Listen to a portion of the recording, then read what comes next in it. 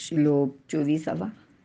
अग्निर्ज्योतिरः शुक्ल षण्मासा उत्तरायण तत्र प्रयाता गच्छन्ति ब्रह्मविदो जनाः. अर्थ: अग्नी, ज्योती, दिवस, शुक्ल पक्ष, उत्तरायणाचे 6 महिने यावेळी प्रयाण करणारे ब्रह्मज्ञानी ब्रह्मपद प्राप्त करतात, असे भगवंत अर्जुनाला सांगत आहे. विवरण: या भूमंडळावर शुक्ल मार्गात सर्वप्रथम अग्निदेवतेचा अधिकार आहे. अग्नी हा रात्रीचे वेळी प्रकाशक म्हणून काम करतो. मात्र याचा प्रकाश सीमित आहे. परंतु येथे देहातील अग्नीचे चांगले प्रज्वलन असण्याला फार महत्त्व दिलेले आहे. जठराग्नीच्या ज्योतीचा प्रकाश देहात आणि बाहेर दिवस, शुक्ल पक्ष आणि उत्तरायण अशा प्रकारे चांगला योग जुळून आल्याची खात्री करून घेऊनच जे ब्रह्माभ्यासी देहत्याग करतात तेच ब्रह्मरूप होतात. येथे या योग्याची प्राणांवर सत्ता आहे. कोणत्या वेळी देहत्याग करायचा हे त्यांचे हातात आहे. पितामह भीष्म अशा उत्तरायणाची वाट पाहत थांबले होते. पण कित्येक लोकांना असे करणे केवळ अशक्यच असते. म्हणून आपण म्हणतो की मरण आणि जन्म आपल्या हातातल्या गोष्टी नाहीत. जेव्हा बोलावणे येईल तेव्हा आपल्याला जावेच लागते. तेथे एक क्षणाची सुद्धा आपल्याला उसंत मिळत नाही. संपूर्ण साधना प्राप्त योगी मात्र इच्छामरणी असतात. ते असा योग साधतात व जन्ममरणाचा फेरा चुकवू शकतात. म्हणूनच अग्नी प्रज्वलित असणे, दिवस असणे, शुक्ल पक्ष असणे या 4 पायऱ्या असून उत्तरायणाचा काळ ही सर्वात वरची पायरी आहे, असे ज्ञानदेव इथे सांगत आहेत. आणि त्यालाच ते उजू मार्ग असे म्हणतात. सामान्य व्यावहारिक दृष्टीने विचार केला तर आपल्या लक्षात येते की दिवसा प्रकाशाच्या वेळी मार्ग चालायला तो निर्विघ्नपणे आपल्याला पार करता येतो. इष्टस्थळी चांगल्या प्रकारे पोचता येते. रात्री धूर, धुके, ढग असे असताना रस्ता नीट दिसत नाही. अशा वेळी दिवा असेल तर थोडासा तरी मार्ग नीट दिसतो व आपण इष्टस्थळी पोहोचायला मदत होते. म्हणजेच इष्टस्थळी पोहोचण्यासाठी प्रकाशाची फार गरज असते. त्यामुळेच वर सांगितलेल्या सर्व गोष्टी प्रकाशाच्या सूचक आहेत हे आपण लक्षात घ्यायला हवे. ब्रह्मधामाला जाण्यासाठी योग्य प्रकाश कोणता? तर सद्गुरू हे मुख्य प्रकाश देणारे अग्निसमान तेजाचे केंद्र आहेत.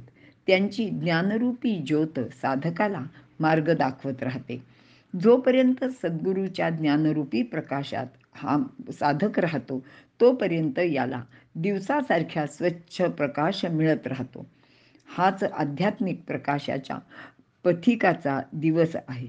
शुक्ल पक्षात म्हणजे शुद्ध पक्षात राहणे हेच त्याचे उत्तरायण आहे.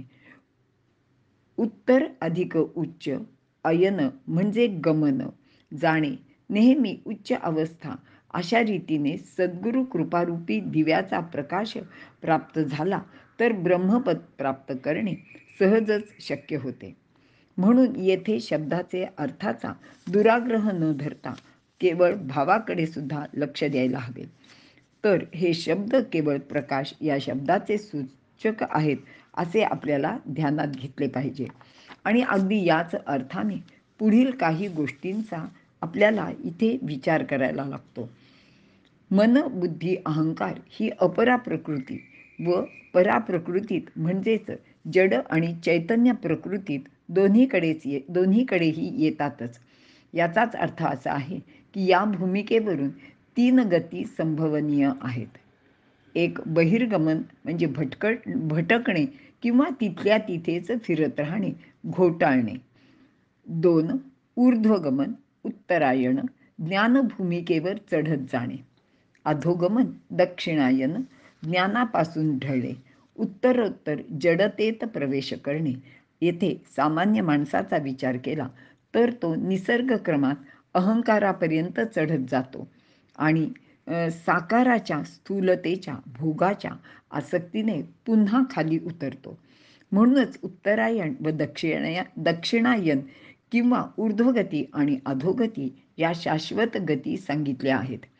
मृत्यूचे वेळी ऊर्ध्वगती प्राप्त करून देणाऱ्या चैतन्यमय तत्वाचे चिंतन करीत प्राण सोडावा. वर सांगितलेल्या ऊर्ध्वगतीचा मार्ग विचारात घेतला तर भीष्माचार्यांसारखा एखादाच कोणी या सर्व गोष्टी सहज साध्य करू शकतो. खरं तर सहज नाही, पण साध्य करू शकतो. इतरांना ही गोष्ट अगदीच दुरापास्त असते. मग इतरांनी याचा अर्थ कसा घ्यावा हे अनेक विचारवंतांनी आणि ज्ञानी लोकांनी आपल्याला सांगितले आहे. ज्याने आपले संपूर्ण आयुष्य साधना करून परमात्म्यात मिसळून टाकलेले आहे, ते साधक जे याच देही सच्चिदानंद स्वरूप झालेले असतात, त्यांना मृत्यूची वेळ म्हणजे केवळ देह पंचत्वात मिसळणे किंवा देहाचा घट फुटणे एवढेच शिल्लक राहिलेले असते. त्यांचेसाठी वेळ, काळ, स्थळ अशा अडचणी राहत नाहीत. त्यांना याचा विचार करावा लागत नाही. आयुष्यभर साधना करणे महत्त्वाचे असते. तरच मृत्यूसमयी बुद्धी सतेज राहून ईश्वराचे स्मरण करता येते. म्हणून तर परमेश्वराला सदा स्मरावे असे संत सांगतात. आणि भगवंतही सांगतायत, तस्मात सर्वेषु कालेषु मामन स्मर युद्धेच्च. अगदी युद्धात करताना सुद्धा आणीबाणीच्या वेळी सुद्धा भगवंताचेच स्मरण करावे. न्यायमूर्ती रानडे सांगतात, सारखे कर्तव्य करीत राहावे. ते करीत असताना मरण आले म्हणजे बास. काहीतरी वाचित आहे, लिहित आहे, कर्तव्य कर्म करीत आहे, असे कोणतेही काम करताना माणसाला मरण यावे. पेटलेला अग्नी याचा हाच तर खरा अर्थ आहे. मरणकाळी कर्म करीत राहणे ही अग्नीची कृपा आहे. सूर्याची कृपा बुद्धीची प्रभा शेवटपर्यंत झगझगीत ठेवते. शुक्ल पक्ष म्हणजे चंद्राची कृपा म्हणजे मनातील प्रेम, भक्ती, उत्साह, परोपकार, दया इत्यादी शुद्ध भावनांचा पूर्ण विकास झालेला असतो. आकाशाची कृपा म्हणजे अंतःकरणात वासनेचा अगदी छोटासा सुद्धा कण म्हणजे ढग नसतो.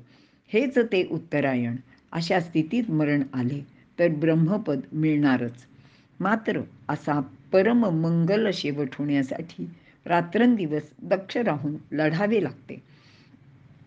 मनात क्षणभर सुद्धा अशुद्ध अमंगल संस्कार उमटू न देता कामा नये असे बळ मिळावे म्हणून परमेश्वराची प्रार्थना करीत राहायला हवे.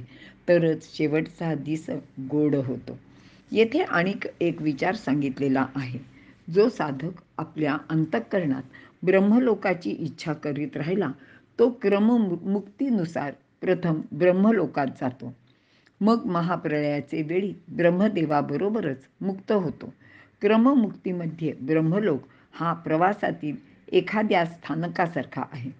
ज्यांना ब्रह्मलोकाच्या भोगाची सुखाची वासना असेल ते येथे उतरतात. परंतु ज्यांना अशी वासना नाही ते येथे न उतरता थेट परब्रह्माचे परमधामाला जातात.